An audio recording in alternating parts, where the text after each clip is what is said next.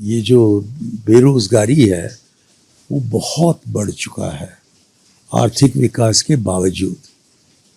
मतलब वहाँ की परिस्थिति और हमारी परिस्थिति में काफ़ी एक कंपैरिजन कर सकते हो।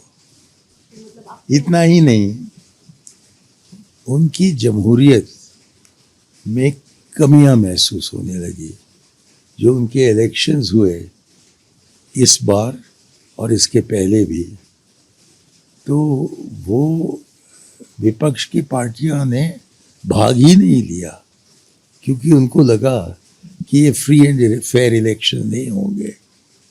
हमारे यहाँ वो परिस्थिति नहीं है, विपक्ष की पार्टियां भाग ले रही हैं, लेकिन बहुत से इल्ज़ाम चल रहे हैं जिसका सही जवाब नहीं मिल रहा है कि शायद कोई 79 सीट्स पर जो फ़र्क आया है, जो पहले बताया गया था कि वोट डाले गए हैं और अब जो कि गणन करके कहते हैं कि इतने वोट बढ़े, तो ऐसे परिस्थिति में हम ये भी कह सकते हैं कि जैसा कि शक पैदा हुआ लोगों के मन में बांग्लादेश में कि ये फ्री एंड फेयर इलेक्शन है क्या, वैसे ही शक यहाँ भी आने लगे हैं।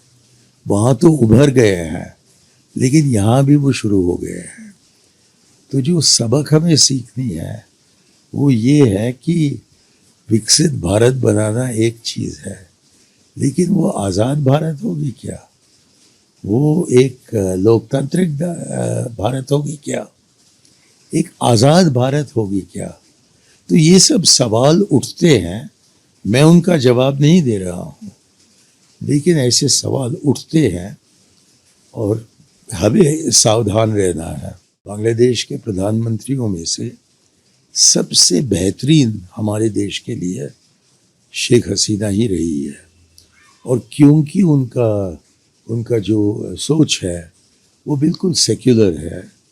उन्होंने जो अक़लियत है वहाँ हिंदुओं की, उनके बचाव के लिए, उनकी प्रगति के लिए, उनको समाज में, बड़े समाज में शामिल करने के लिए बहुत कुछ किया है, और काबिल तारीफ़ हैं ये सब करने के कारण।